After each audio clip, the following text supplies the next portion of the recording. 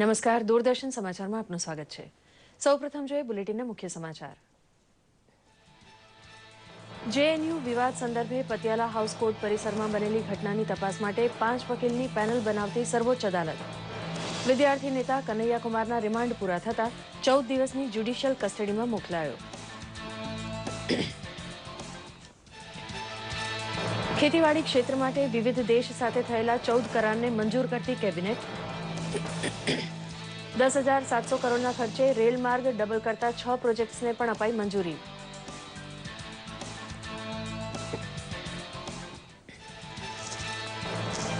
અમદાવાદમાં હોસ્પિટલની construction site ઉપર માટી ધસી પડતા નોંધાઈ ગોઝારી દુર્ઘટના।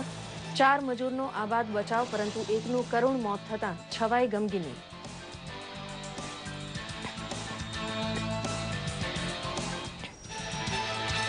પ્રજ્ઞાચક્ષુ બાળકોની આંતરસૂઝ અને શક્તિ નિહાળી પ્રભાવિત થયા રાજ્યપાલ। ગ્રેટ માઇન્ડ્સ ઓન ઇન્ડિયા પુસ્તકના ગુજરાતી અનુવાદનું રાજ્યપાલે કર્યું મંગળ વિમોચન।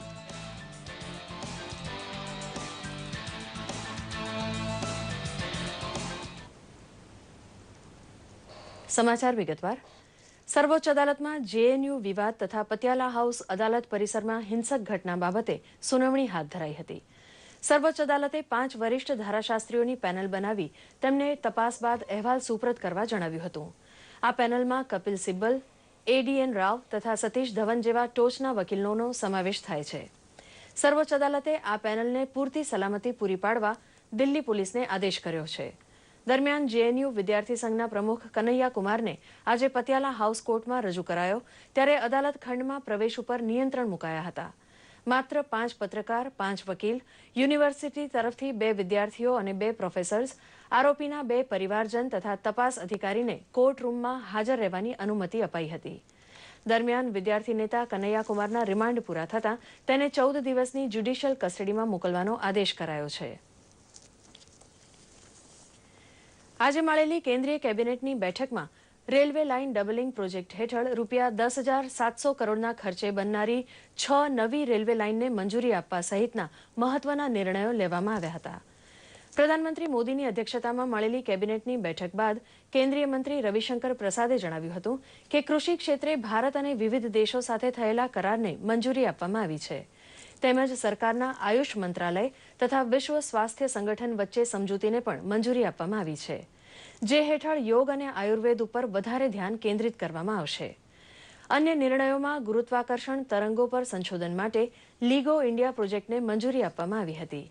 ઉપરાંત કેન્દ્રીય મંત્રીમંડળે નિર્ણય કર્યો હતો કે બાંગ્લાદેશમાંથી ભારતમાં સામેલ થયેલી વસ્તીના લોકો માટે મતદાનના અધિકાર માટેની પ્રક્રિયાને આગળ વધારવામાં આવે। દક્ષિણ એશિયાઈ રમતોત્સવમાં 308 ચંદ્રકો જીતવા બદલ ખેલાડીઓને પણ કેબિનેટે અભિનંદન પાઠવ્યા હતા। અમદાવાદના એસજી હાઈવે ખાતે સવારના સમયે એક નિર્માણાધીન ખાનગી હોસ્પિટલની કન્સ્ટ્રક્શન સાઇટ ઉપર ભેખડ ધસી પડતા 5 વ્યક્તિઓ દટાઈ ગઈ હતી। આ બાબતની માહિતી પ્રાપ્ત થતાં સત્વરે દોડી આવેલી ફાયર બ્રિગેડની ટીમે 4 વ્યક્તિઓને બચાવી લીધી હતી, જ્યારે એક વ્યક્તિનું ઘટના સ્થળે જ મોત નીપજ્યું હતું। બચાવી લેવાયેલ 4 વ્યક્તિને સારવાર માટે સોલા સિવિલ હોસ્પિટલ ખાતે રવાના કરવામાં આવી હતી। બાંધકામની સાઇટ ઉપર સલામતીના પૂરતા પગલાં લીધા વિના જ ઊંડું ખોદકામ શરૂ કરી દીધું હોવાની ખામી નજરે ચડી હતી। એમાં 4 વ્યક્તિઓ સેફ નીકળી ગયા છે અને એક વ્યક્તિ જે માટી નીચે કમ્પેક્ટ થઈ ગયો હતો એ મૃત્યુ પામ્યો। जाली के वो बाजू में 3 लोग था, एक लोग भाग गया, 2 लोग दब गया। एक लोग दोनों लोग को निकालने के चक्कर में फिर से मिट्टी आ गया, फिर एक लोग को निकाला, एक लोग दब गया, नीचे ही रह गया है। જે ઘટના ઘટી એમાંથી 10:30 4 પેશન્ટ લઈને આવેલા, જેઓને સામાન્ય ઈજાઓ હતી, એમને ટ્રીટમેન્ટ આપી અને અહીંયા અંડર ઓબ્ઝર્વેશનમાં રાખેલા છે અને હમણાં રજા આપી દેવાના છે। એમાંથી એક હમણાં જ પોણા 2 વાગે એક ડેથ બોડી ફાયર બ્રિગેડવાળા લઈને આવેલા, જે ડેથ છે એનું પીએમ માટે આપણે પોલીસને કહેલ છે। ગુજરાતમાં પ્રવાસન, મૂડીરોકાણ તથા રોજગારીને વેગ આપવા રાજ્ય સરકાર દ્વારા vibrant Gujarat international travel mart 2016નું આયોજન કરવામાં આવ્યું છે।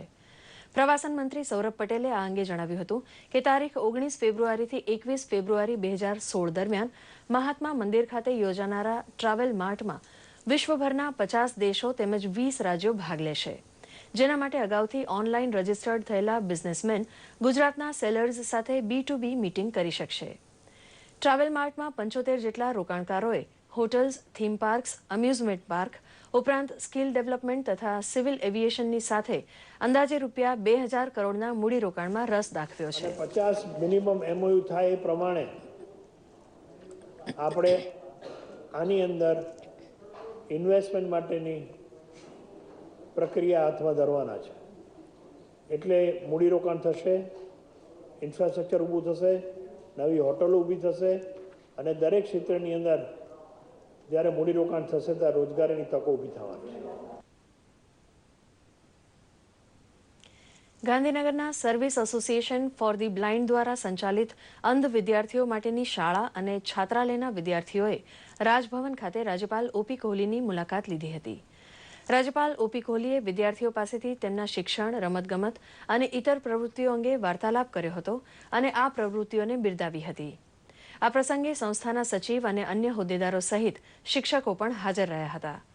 પ્રજ્ઞાચક્ષુ બાળકોમાં પડેલી નૈસર્ગિક સૂઝબૂઝ અને ખુમારીનો ભાવ નિહાળી રાજ્યપાલ પ્રભાવિત થયા હતા અને જિંદગીમાં સફળતા મળે તેવી શુભેચ્છાઓ આપી હતી.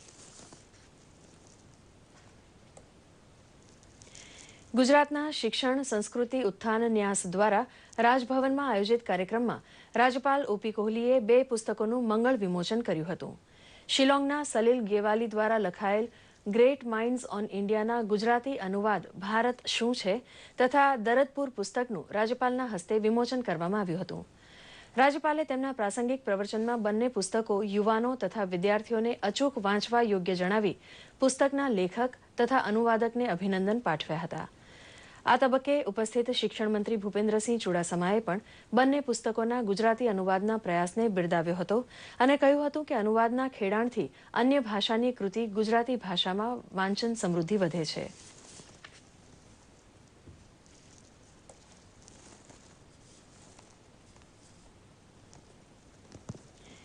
યુગાન્ડાની રાજધાની કંપાલામાં રાષ્ટ્રપ્રમુખ માટેની ચૂંટણીઓ પહેલા ફાટી નીકળેલી હિંસાને લઈને ત્યાં વસેલા ગુજરાતીઓમાં ભય વ્યાપ્યો છે. કંપાલા સહિત યુગાન્ડામાં કુલ 15,000 ભારતીયો વસે છે, જેમાંથી 10,000 જેટલા ગુજરાતીઓ છે. આમાં 7,000 જેટલા લોકો ચરોતરના, 2,000 કચ્છના અને 1,000 લોકો ઉત્તર ગુજરાતના છે. તમામ ગુજરાતીઓ સલામત હોવાના સમાચાર મળી રહ્યા છે. તેમની સુરક્ષા માટે ગુજરાતી સમાજની સંસ્થાઓએ પગલાં લીધા છે. સાથે જ જાણવા મળી રહ્યું છે કે આણંદ જિલ્લાના બોરસદ તાલુકાના પીપળી ગામના 3 ગુજરાતીઓ સ્વદેશ પરત ફર્યા છે.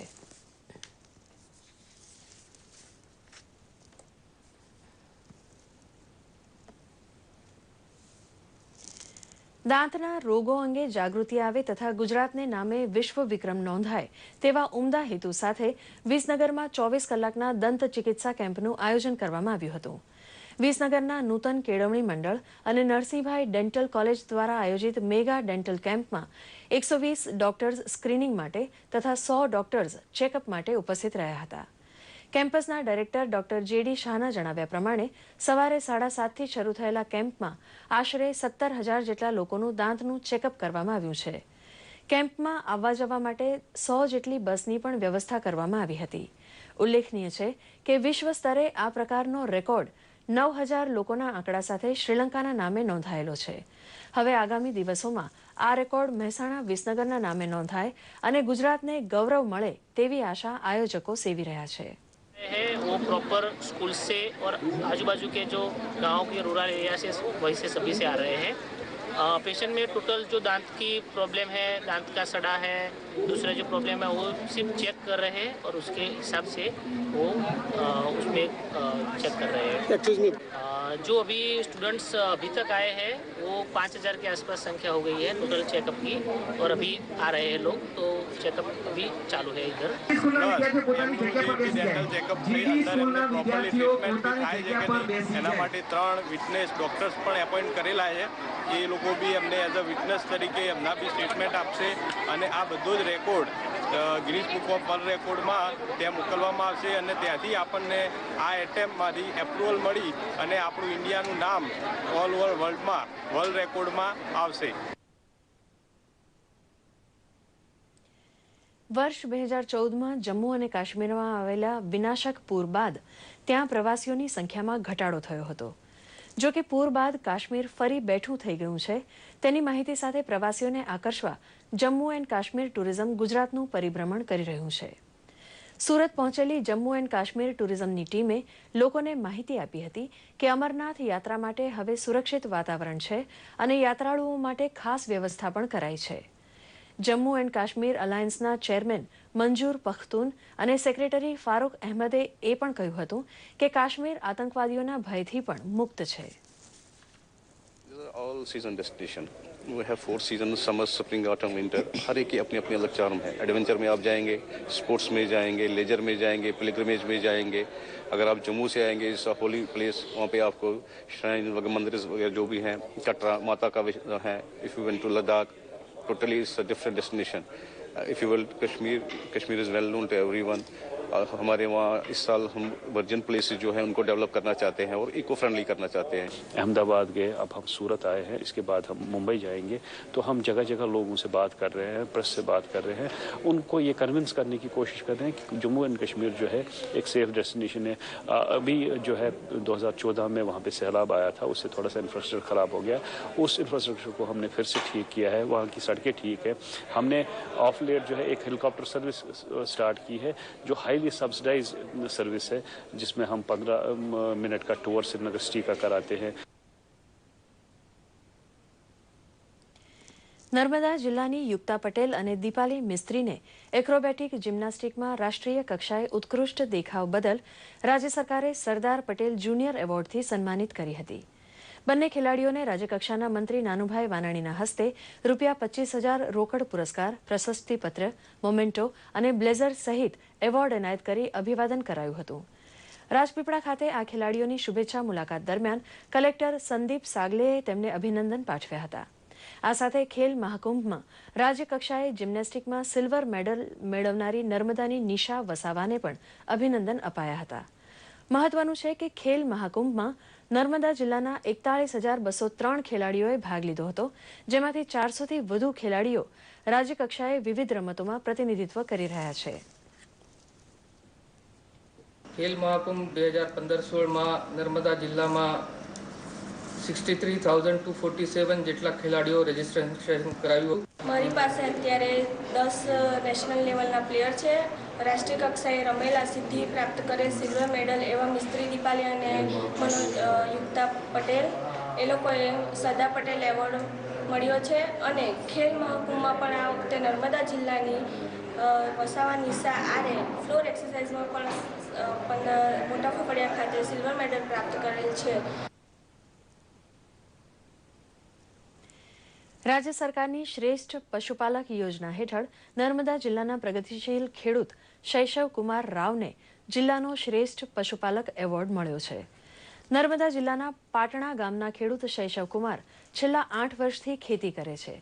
તેમની પાસે 25 મહેસાણી ભેંસ, 25 કાંકરેજી ગાય તથા 25 ગીર ગાય છે, જેમના દરરોજના 400 લીટર દૂધ વડે શૈશવ કુમાર વાર્ષિક 18 લાખની કમાણી કરે છે.